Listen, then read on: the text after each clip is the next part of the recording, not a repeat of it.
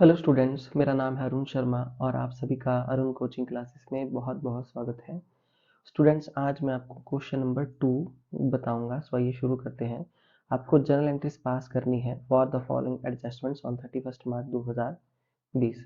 तो पहला जो एडजस्टमेंट है, पहली एडजस्टमेंट आपके पास दी गई है क्लोजिंग स्टॉक से रिलेटेड। ये 31 मार्च 2020 को क्लोजिंग स्टॉक है 2000 रुपीज़। तो इससे रिलेटेड जो एडजस्टमेंट एंट्री होगी वो क्या होगी, हम क्लोजिंग स्टॉक को क्या करेंगे, ट्रांसफर करेंगे ट्रेडिंग अकाउंट में। ठीक है, तो क्लोजिंग स्टॉक को हम डेबिट करेंगे। ओके, क्लोजिंग स्टॉक अकाउंट को डेबिट करेंगे। ठीक है, कितना अमाउंट है यहाँ पे हमारे पास अमाउंट है 2000 और क्रेडिट करेंगे ट्रेडिंग अकाउंट को।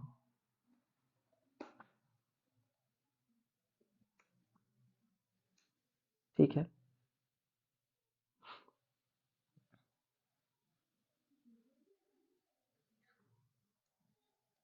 Being closing stock brought into the books, इस तरीके से हम लिख देंगे। ठीक है, तो ये हमारी फर्स्ट एंट्री क्लोजिंग स्टॉक से रिलेटेड हमने पास कर दी है। उसके बाद नेक्स्ट एंट्री यहाँ पे depreciation on furniture ₹5000। Depreciation on furniture of ₹5000 at 5%। और बिल्डिंग पे जो है वो 50,000 की बिल्डिंग है और उस पर 4, देखिए ये जो वैल्यू है ये 5,000 रुपये फर्नीचर की है। इस पे 5% की डेप्रिसिएशन लगानी है और बिल्डिंग पे 4% की डेप्रिसिएशन लगानी है। तो डेप्रिसिएशन को हमने चार्ज करना है और डेप्रिसिएशन को चार्ज करने से रिलेटेड जो एडजस्टमेंट एंट्री उसको पास करना है। तो सबको पता है कि जब भी डेप्रिसिएशन लगाई जाती है स्टूडेंट्स एसेट पे, तो एसेट की वैल्यू डिक्रीज हो जाती है और जो एसेट है वो डाउन हो जाती है। तो सबसे पहले हम यहाँ लिख देंगे डेप्रिसिएशन अकाउंट को करेंगे हम यहाँ पे डेबिट। डेबिट क्यों करेंगे, क्योंकि ये नॉन कैश एक्सपेंस है। ठीक है, कैसा एक्सपेंस है, नॉन कैश एक्सपेंस है। और क्रेडिट कर देंगे यहाँ पे हम टू, सबसे पहले हम लगाएंगे फर्नीचर पे, टू फर्नीचर अकाउंट।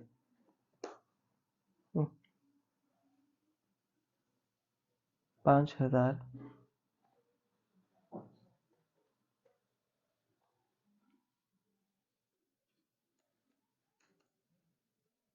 टू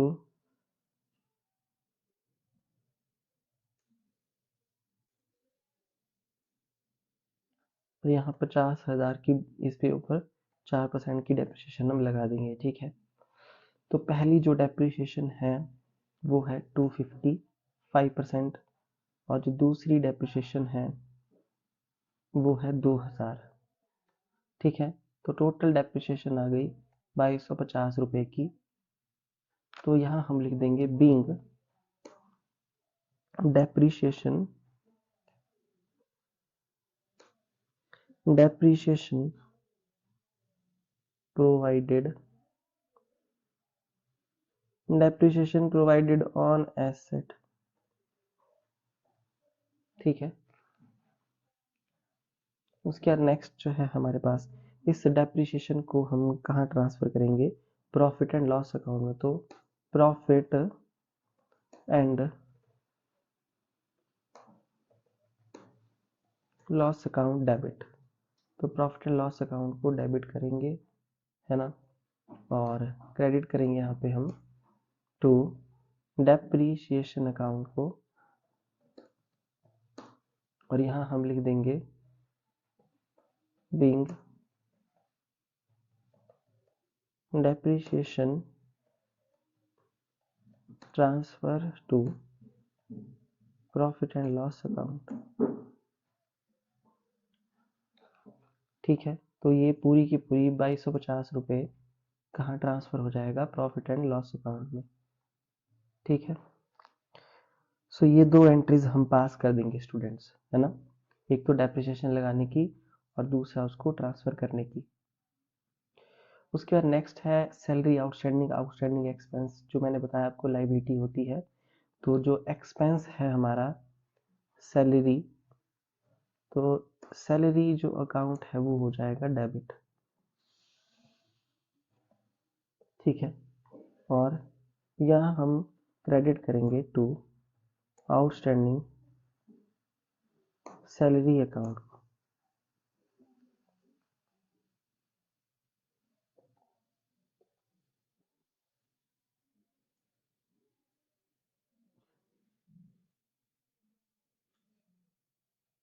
सो यहाँ लिख देंगे बीइंग आउटस्टैंडिंग सैलरी रिकॉर्डेड।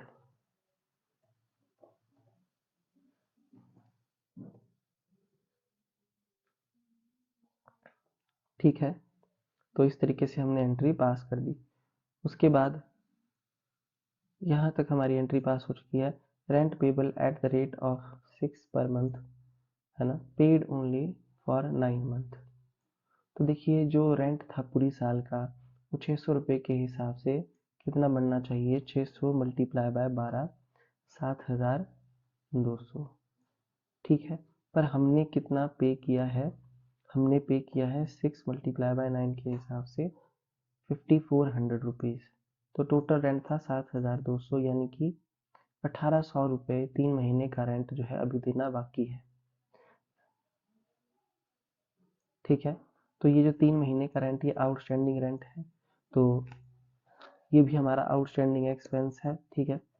तो रेंट अकाउंट यहाँ पे डेबिट हो जाएगा, जितना रेंट हमने पे करना है, कि हमने जो है वो पे नहीं किया है, तो 600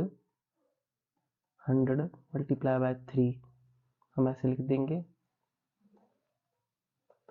1800 से रेंट अकाउंट को यहाँ पे डेबिट कर देंगे और क्रेडिट करेंगे आउटस्टैंडिंग रेंट अकाउंट को। ये भी हमारी आउटस्टैंडिंग रेंट अकाउंट को कर देंगे क्रेडिट, ठीक है। तो यहाँ पे हम लिख देंगे कि being outstanding rent recorded. So I hope आपको ये समझ में आ गया होगा, ये एंट्री आउटस्टैंडिंग रेंट रिकॉर्डेड, ठीक है। कि यहाँ पे पूरी साल का जो रेंट 7,200 था, पे किया 9 महीने का, 3 महीने का जो पे नहीं किया वो आउटस्टैंडिंग है, जो अभी तक हमने पे नहीं किया। नेक्स्ट जो है बैड डेट से रिलेटेड एंट्री है, कि बैड डेट्स हैं 1000 रुपीज़ के।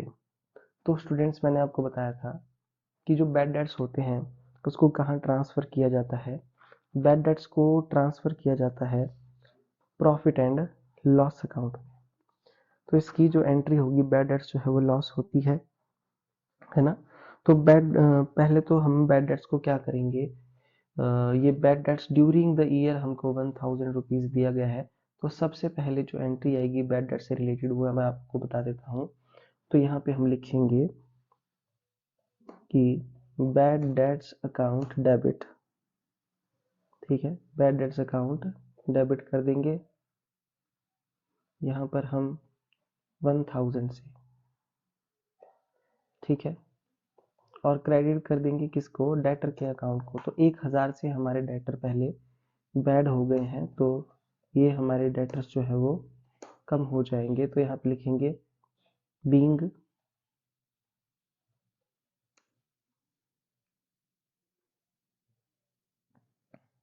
Transfer of bad dates.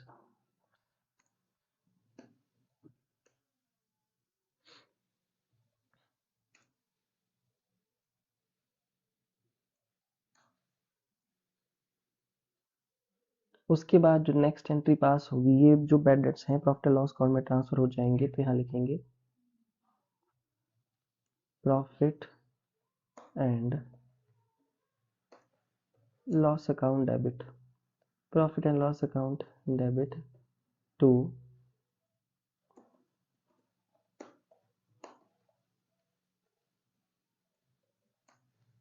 Bad debts account 1000, ठीक है। तो आई होप आपको ये समझ में आ गया होगा। तो यहाँ लिखेंगे being bad debts transferred to profit and loss account. ठीक है,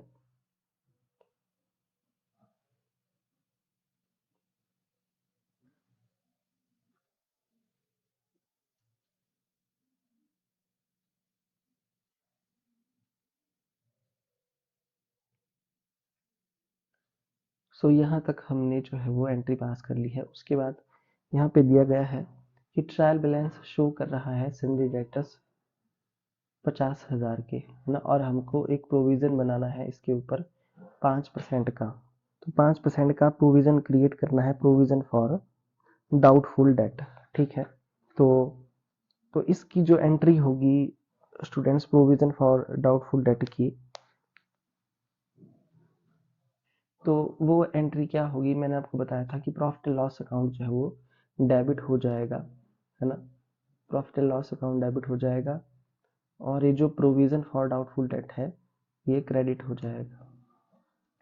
प्रोविजन का बैलेंस जो है वो क्रेडिट होता है to provision for doubtful debts.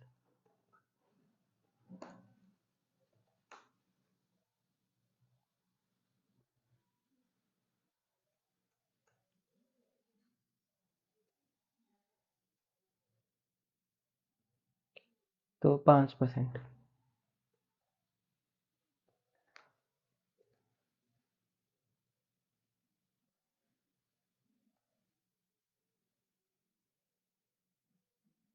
तो ये 2500 और 2500 से एंट्री पास हो जाएगी। ठीक है, being provision for doubtful dates provided. Okay, तो ये इसकी एडजस्टमेंट एंट्री है जो पास हो जाएगी, इसमें एक ही एंट्री आएगी इस केस में। तो यहाँ तक हमारी एंट्रीज हो चुकी हैं। उसके बाद नेक्स्ट है the insurance premium 600 rupees was paid on 1 November 2019 for 6 month.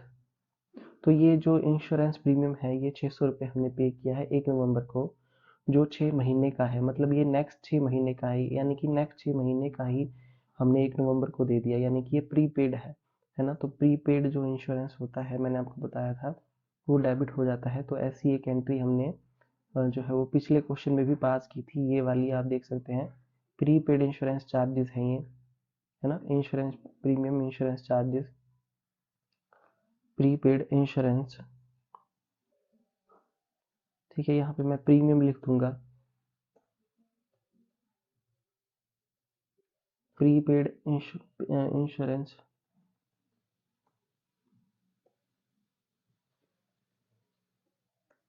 Premium account. सो ये 600 रुपीज का है। ओके, तो यहाँ लिख देंगे बीइंग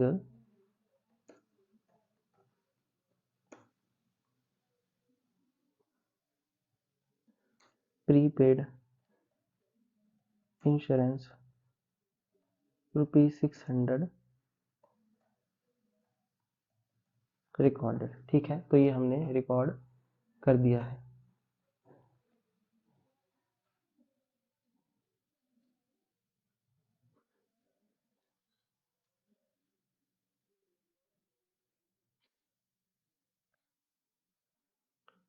उसके बाद स्टूडेंट्स नेक्स्ट है इंटरेस्ट ऑन कैपिटल की जो एंट्री, और कैपिटल इन द बिगिनिंग 80,000 रुपये है, और इंटरेस्ट ऑन कैपिटल जो है वो 10% का चार्ज करना है।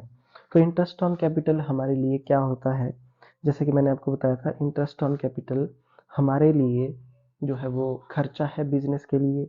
तो इंटरेस्ट ऑन कैपिटल जब भी लगाया जाएगा तो प्रॉफिट एंड लॉस अकाउंट को डेबिट किया जाएगा, है ना, और क्रेडिट किया जाएगा, किसको क्रेडिट किया जाएगा, इंटरेस्ट ऑन कैपिटल अकाउंट। ठीक है, ये ट्रांसफर की एंट्री है। सबसे पहले तो हम करेंगे क्या, सबसे पहले तो हम इंटरेस्ट ऑन कैपिटल चार्ज करेंगे स्टूडेंट्स। ठीक है, किस पे चार्ज करेंगे, इस कैपिटल के ऊपर। तो पहले इंटरेस्ट ऑन कैपिटल को चार्ज कर लेते हैं। तो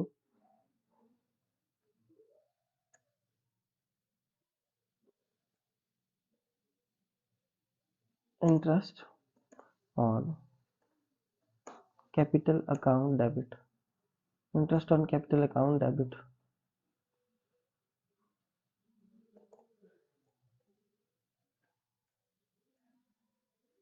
80,000 multiply by 10/100,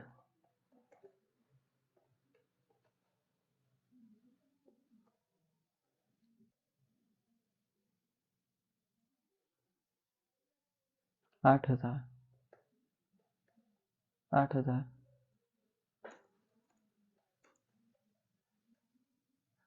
to capital account being, यहाँ लिखेंगे पहले being interest on capital charge. ठीक है, ये हमने इंटरेस्ट ऑन कैपिटल लगा दिया। उसके बाद अब इसको ट्रांसफर करेंगे प्रॉफिट एंड लॉस अकाउंट में। देखिए, प्रॉफिट एंड लॉस अकाउंट को मैं डेबिट कर दूंगा, ट्रांसफर करने के लिए मैं प्रॉफिट एंड लॉस अकाउंट को डेबिट करूंगा। ठीक है, और क्रेडिट करूंगा to interest on capital account. ठीक है, कितने से? 8,000 से 8,000 से। सो आई होप आपको समझ में आ गया होगा। यहाँ लिखेंगे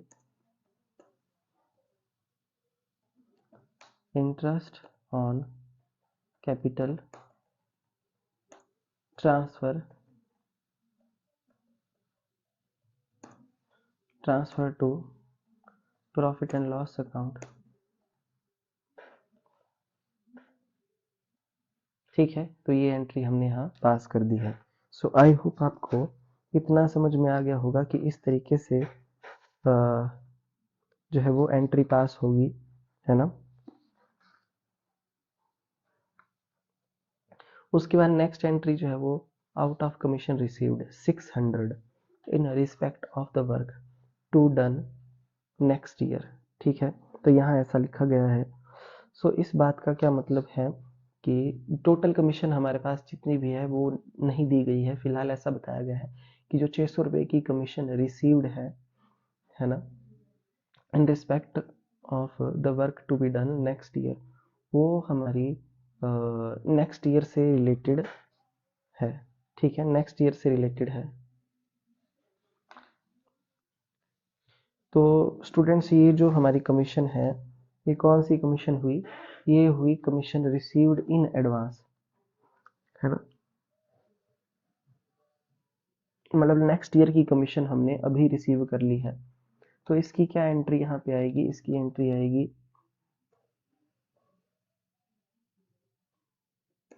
profit and loss account debit. Commission received in advance जो है वो लाइबिलिटी है हमारे लिए, तो कमीशन अकाउंट को मैं डेबिट कर दूंगा, है ना, और क्रेडिट करूंगा टू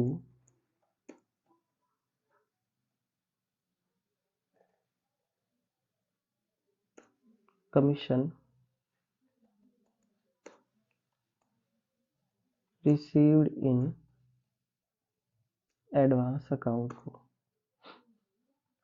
600। ठीक है, यहाँ लिखूंगा मैं being 600 rupees received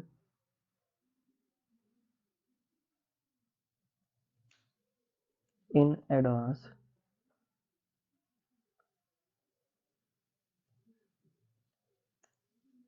as commission.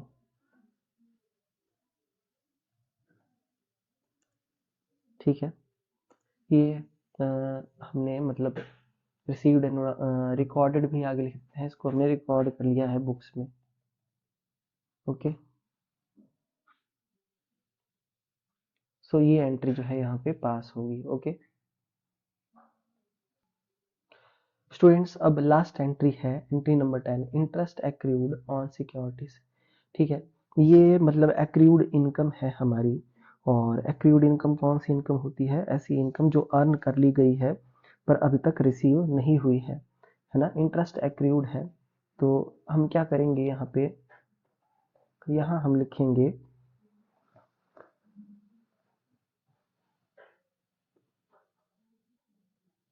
Interest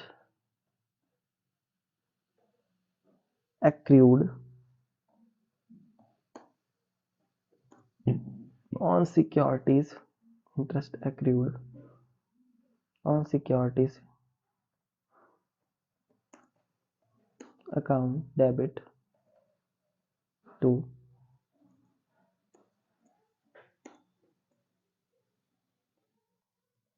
interest on securities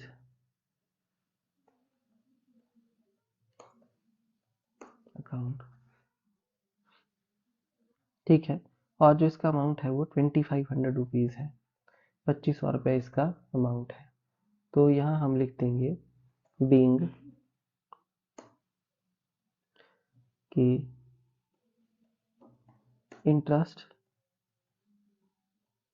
accrued but not received।